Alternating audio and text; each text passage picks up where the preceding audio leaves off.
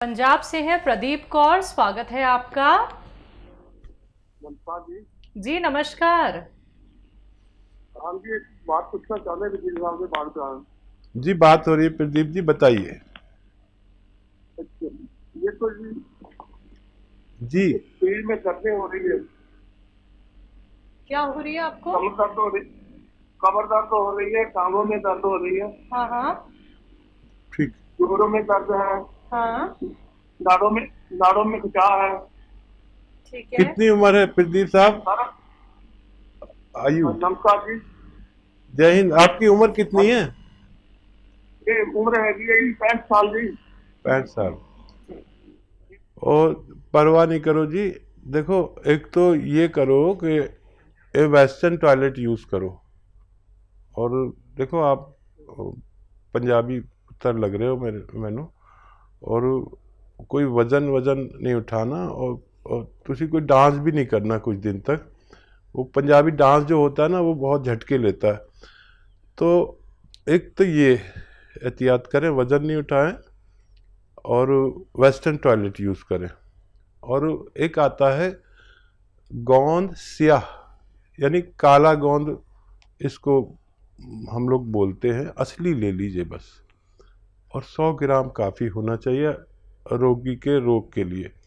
आधा ग्राम अगर असली मिल गया तो आधा ग्राम नाश्ते के बाद, आधा ग्राम शाम को खाने के बाद खाया करें, पानी से या थोड़े पतले दूध से, यानी बगैर चर्बी के दूध से खाएं तो बहुत अच्छा। थोड़ा सब्र करना, इस रोग के लिए ये अच्छा इलाज माना जाता है। और 100 ग्राम भी आपने असली ले लिया तो आपको फ़ायदा होना मुमकिन है। लखनऊ से है सुबोध, स्वागत है आपका। हाँ जी मैडम, नमस्ते। जी नमस्कार सर। हकीम सर नमस्कार। जय हिंद सर, वेलकम।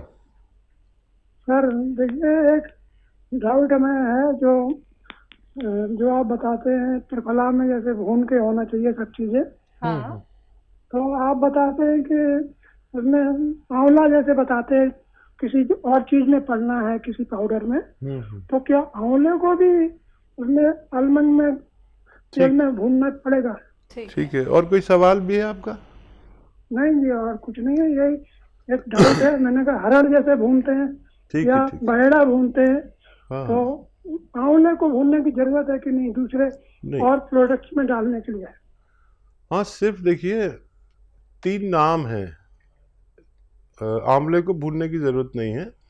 3 नाम हैं: हरड़, बहेड़ा और हरड़ काबली। ये एक ही फल होता है। कच्ची कैरी होती है, कच्चा फल गिर जाता है तो छोटी हड़। बहेड़ा जो उसमें अंदर गुठली पड़ जाती है उसे बहेड़ा कहते हैं, और उसकी गुठली जब पुख्ता मजबूत हो जाती है तो उसे हरड़ काबली कहते हैं। ये तीनों एक ही फल हैं। तो ये जहाँ भी इस्तेमाल हों उनको इसमें कम से कम ये अरंडी के तेल में, जिसे कैस्ट्रॉल ऑयल कहते हैं, या बादाम के तेल में, या फिर भी अगर कुछ भी नहीं हो तो फिर किसी भी तेल में भून लें। लेकिन इन तेलों में भूनकर इसके नतीजे बहुत अच्छे हैं। ये बहुत कीमती और फ़ायदेमंद चीज़ है उन लोगों के लिए जो इसे भूनकर इस्तेमाल करते हैं। और ये अगर भूने नहीं जाए तो ये आंतों में अल्सर तक कर देती है, और फिर पूरी ज़िंदगी अल्सर, आंतों के अल्सर कहते हैं, आंतों के छाले, आंतों के ज़ख़म, तो ये उसमें मुब्तला कर देती है। खुदारा आप इसको भूनकर इस्तेमाल करें और फ़ायदा उठाएं। जी, अगली कॉलर है सिमरन जी, स्वागत है आपका। नमस्ते मैम। नमस्कार। नमस्ते डॉक्टर साहब। वेलकम सिमरन जी, स्वागतम। डॉक्टर साहब, मैम आप लोग को देख कर मेरी आधा बीमारी खत्म हो जाती है। जितने आप लोग खुश दिखते हैं उतने हम लोग की आपको देख उतने खुश भी हो जाते हैं। डॉक्टर साहब, ऐसा है कि मैं वो जो क्या होता है जो खाने का सोडा है तो मैं इस्तेमाल करती थी, जैतून के सिरके में डालकर, जो खुजली होती थी वो मेरी ठीक हो चुकी है। तो क्या मैं वो जो होता है जो खाने का सोडा, क्या मैं उसको बंद कर दूं? और डॉक्टर साहब मेरी स्किन बहुत ग्लो कर रही है। अब मेरी जो प्रॉब्लम थी वो 4-5 महीने मेरी खत्म हो चुकी है। और गोंद मोरिंगा जो इस्तेमाल करते थे, तो क्या मैं आजीवन इस गोंद मोरिंगा को यूज कर सकती हूँ कि मेरी ग्लो ऐसे ही बनी रहे? और डॉक्टर साहब एक सवाल और था, मेरी देवरान है, उनका मुंह पूरा तरह से खुलता नहीं है, बस थोड़ा सा मुंह खुलता है, खाने में उनको दिक्कत होती है, प्लीज डॉक्टर साहब बता दीजिए। अच्छा, वो क्या गुटखा तो नहीं खाती? पहले खाती थी तो डॉक्टर साहब अब बंद कर दी है। ठीक है, ठीक है। देखिए, मैं समझ गया था कि वो गुटखा खाने वालों का ही मुंह थोड़ा सा खुलता है। वो गुटखा मुंह रख के जो यूं चबाते रहते हैं ना, तो वो यहीं फिक्स हो जाता है। अब उसको जब मुंह खोलने की ज़रूरत पड़ती है तो इतना सा खुलता है। ये भी ठीक हो सकते हैं। आप उन्हें अलसी भूनें,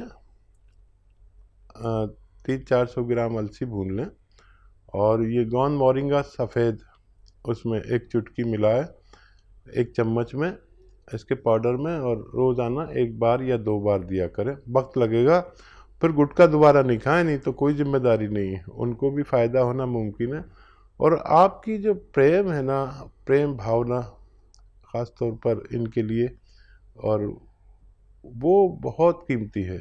आपका जो सीधापन, आपका भोलापन और आपका विश्वास भगवान में, ये आपको बहुत जल्दी फ़ायदा करता है। हम चाहते हैं कि ऐसा विश्वास सब में हो और सब लोग इसका यूनानी दवाओं का इस्तेमाल करें। आप कभी कभी तो ले सकते हैं, 1 दिन छोड़ के लिया करें। अब आपके चेहरे पे पूरी ग्लो आ गई इससे, गोंद मोरिंगा से, तो आप कभी कभी लिया करें। देखिए, हमेशा वैसे तो ये नुकसान नहीं देता, लेकिन क्यों इतना खर्चा किया। और वो सोडा भी आप कभी कभी इस्तेमाल किया करें। अब आप पूरी तरह अच्छी हो चुकी है, मेरी तरफ से बहुत बहुत मुबारक। लेकिन वादा करें, आप लोगों की इसी तरह सेवा करती रहेंगी जब तक भी सांस में सांस और दम में दम है और दिमाग ठीक है। दिमाग जब तक ठीक रहता है, जब तक आदमी काम करता है। तो हमेशा लोगों की सेवा करती रहिए। आप बहुत ज़्यादा पूरे गांव की सेवा करती है, ये मुझे पता चल चुका है। जी, महाराष्ट्र से हैं तौफीक जी, स्वागत है आपका। हेलो। हेलो। हाँ जी सर, अपना सवाल कर लीजिए। मेरे राइट साइड में कोई भौरे के पास जो रक्त बहता है ना, वो नली का वो चिपक गए, वो ऐसा लगता है, बीमार जैसा लगता है राइट साइड पर, और खुद जाता है भौरे के पास, और कोई चावरा है, मतलब डसता है राइट साइड के रक्त नली का, जो बहती है ना, रक्त बहता है नली से, वो डसते जैसी लगती है, चाव के जैसी लगती है, और खुजाती भी है राइट साइड के। कहाँ पर? पैर में? नहीं, राइट साइड सिर पर। अच्छा, भौरे सिर के पर, पास इस तरफ खुजाती है। आपको आईब्रो के पास ये दिक्कत है? हाँ आईब्रो जहाँ पे आपके ये भौएं हैं, वहां पे प्रॉब्लम है ये? हाँ, भौरे के पास। आईब्रो के ऊपर इनको दिक्कत परेशानी है, दर्द होता है, और क्या तकलीफ हो रही है आपको वहां पे? खुजली भी होती है। खुजाती है, और कोई चावरा है, मतलब डसता है ऐसा लगता है, और दुखती भी है। दुखती है, राइट। खुजली होती है। ठीक है जी। हाँ, देखिए, कलौंजी का सिरका लें। कलौंजी का सिरका और 2 या 3 चम्मच 1 गिलास पानी में डालें, और 1 चुटकी में सोडा, जितना खाने का सोडा जो हमारे किचन में होता है, मम्मी से पूछना या घर में जो भी जिम्मेदार हैं, वो मिलाकर रात को सोते समय 1 खुराक पिया करें। आपकी परेशानी ठीक होना मुमकिन है। जीवन मिश्रा जी, स्वागत है आपका। नमस्कार मैम। जी नमस्कार सर। हकीम जी को नमस्कार। जय हिंद, वेलकम सर। मैम, मेरा 3 सवाल है, जरा नोट कीजिए। जी बोलिए। एक पहला सवाल तो यह है कि हकीम जी ने ये बताए थे, मैंने बताया था, पीछे सवाल करा था कि 23-24 साल का मेरा बेटा है, हाँ। जिसको जो है आंख में प्रॉब्लम है। तो उन्होंने बताया था कि वो देने के लिए मुंडी बूटी 1 सप्ताह तक। जी। तो उसे 1-1 मुंडी बूटी दे रहे हैं। 2 लड़के हैं, दोनों को दे रहे हैं। तो एक को 2-3 रोज जैसे दिए तो उसके आंख चिपकने लगा है रात को, जिसका लाल रहता था। तो उससे ये पूछना है कि कोई आगे देते रहे, कितने दिन तक? 1 सप्ताह बोले थे, कोई दिक्कत तो नहीं आएगी। और दूसरे की वो गांठ सी थी, उसको भी दे रहा हूँ, उसको भी 1 सप्ताह जो है देने के लिए बोले थे। और अपने मैडम के लिए मैंने बोला था कि उनको जो है सिर के पीछे जो है नस में जो है दर्द रहता है, ये सब कुरकुराहट रहती है। वो वैसे तो जो है बॉन्सिया ले ही रही है, तो उन्होंने खसखसा बताए थे मेरे को कि दूध में पीस करके देने के लिए। तो वो खसखस दे रहा हूँ, तो उससे ये दर्द में तो राहत मिली। आज 7-8 रोज हो गए, मगर पेट कब्ज होने लगा है उससे, लेकिन जो खुल के नहीं आती है। ठीक है। अभी बच्चों को तो अभी रोक दीजिए जो मुंडी बूटी देते हैं। अच्छा, ये धीरे धीरे असर करती है, आँख में गीत बनने लगे तो अच्छी बात है, ये बुरी बात नहीं है। अपने डॉक्टर को भी दिखा सकते हैं। ये जो वायरल होते हैं ना, वायरल बुखार या एलर्जिकल कोई मर्ज, और गुहाइनी जिसके दाने दाने निकलते हैं बच्चों को, उसके लिए अब ये चीज़ें इनको 5-6 साल तक नहीं होती, ऐसा हमारा तजर्बा। अगर आपने 5-6 दिन दिया है, लेकिन धीरे धीरे ख़त्म होती जाएंगी। खुराक डोज उनके पहुंच चुका है, और अब आप बेफिक्र हो जाइए और जो इलाज करना चाहें करें, लेकिन ये रोग अब ये मुद्दतों तक उनको परेशान नहीं करेंगे। और मैडम को भी फ़ायदा शुरू हो गया, ये और खुशी की बात है। अगर कब्ज़ होता है तो 1 चम्मच धनिया के साथ दिया करिए मैडम को।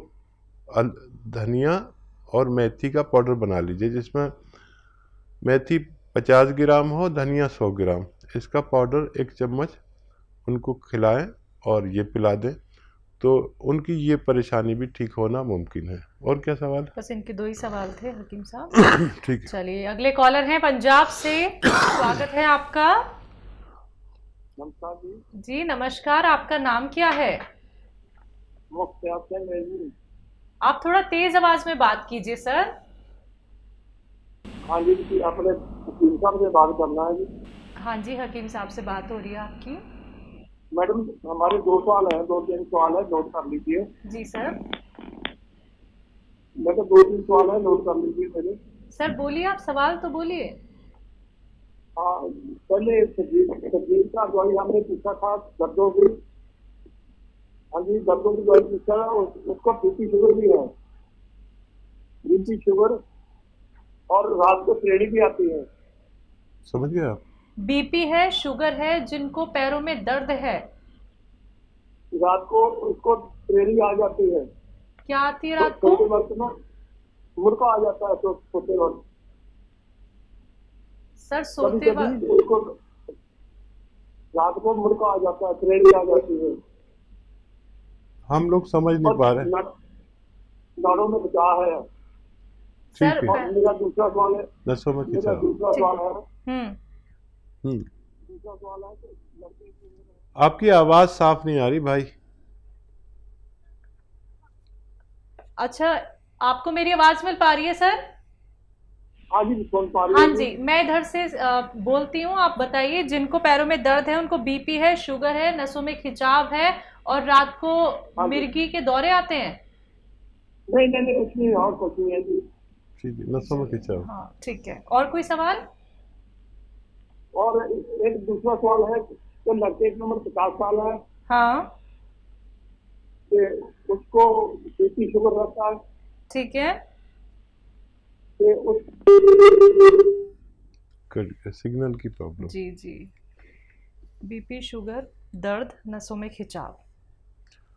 और देखिए, बीपी शुगर शायद 2 लोगों को है आपको, तो बीपी शुगर का इलाज लेते रहें, दवा न छोड़ें जो भी आप लेते हैं।